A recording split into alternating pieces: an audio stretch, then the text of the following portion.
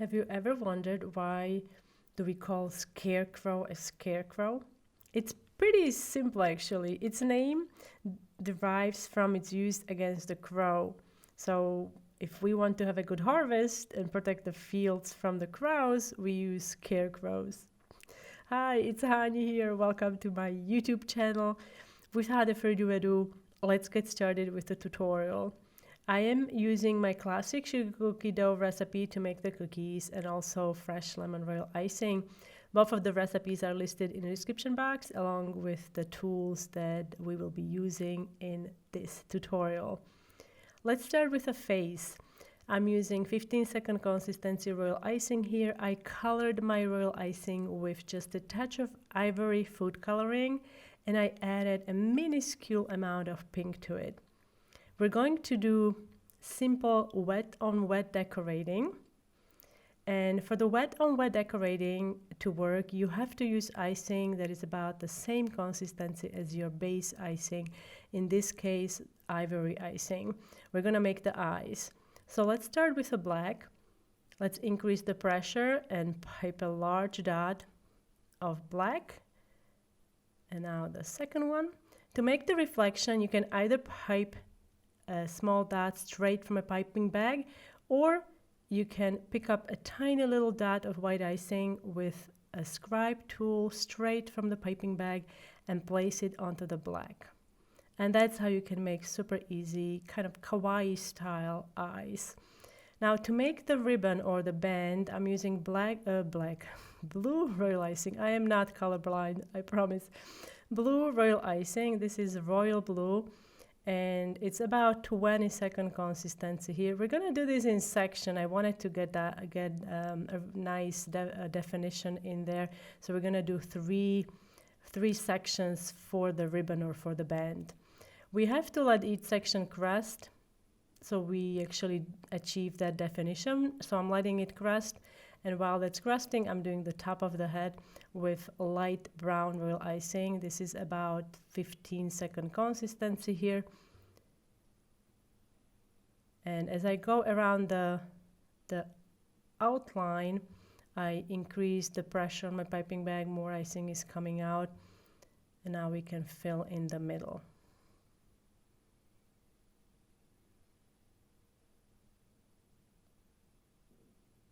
Take your scribe tool and smooth the icing and distribute it evenly.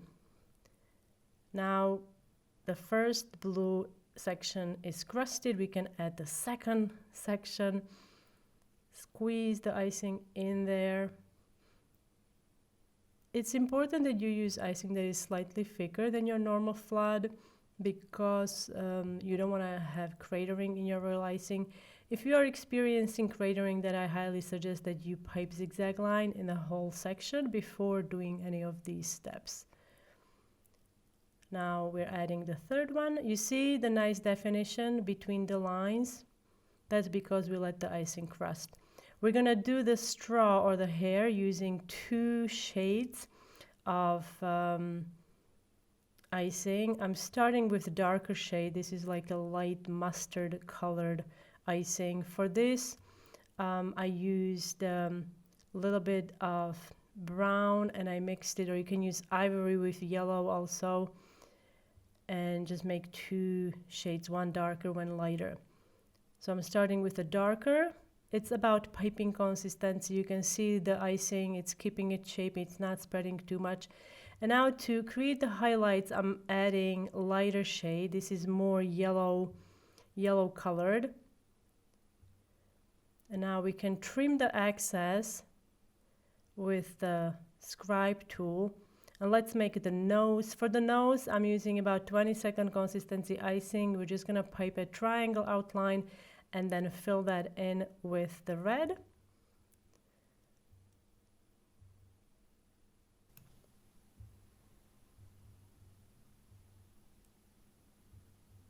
Now we're going to make the brim on the head.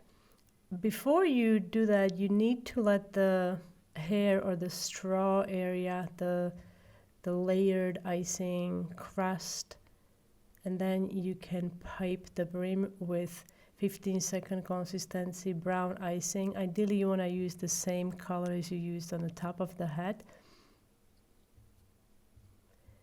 And then we're gonna have to let everything dry.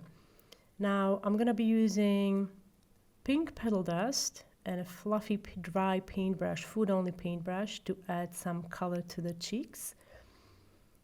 I'm using circular motion to get the color in, and then to remove the excess, you can use a decorating bottle, or you can use this lens air duster. Now to make the mouth, I'm making kind of like a crooked mouth with black royal icing, about piping consistency here, and we're gonna pipe these short stitches across. When doing these lines, you want to get some of the icing out of the piping bag and just anchor it, and then immediately start moving it in a direction you want to go. And then when you want to stop, just decrease the pressure and lay the line down. Now I'm going to make a patch with blue edible marker, and now the stitches, for the stitches you can use a black marker. This is a fine tip black marker by a brand called Rainbow Dust. It's a dual tip marker. And let's do the freckles. And then once the brim dries, we can add additional details, and I'm using this fine tip black edible marker for those.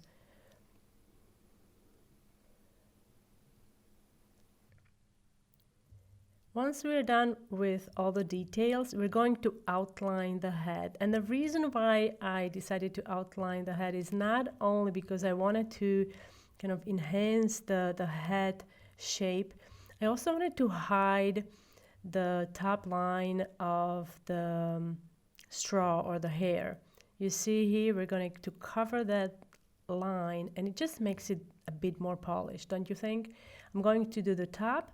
And then you could be done with a scarecrow, because I think it looks awesome, but I'm going to beautify it with just one more detail, and I believe you're going to love it. I'm going to use pre-made royal icing sunflower. I've got a tutorial on how to make these, and I'm putting a link in the description box. And here they are, adorable scarecrow cookies for the harvest season. I hope you enjoyed this tutorial. Don't forget to give it a big thumbs up. And if you are new to my YouTube channel, don't forget to subscribe to Hanielas and hit the bell button so you get notified about my new uploads. And I will see you next time. Bye.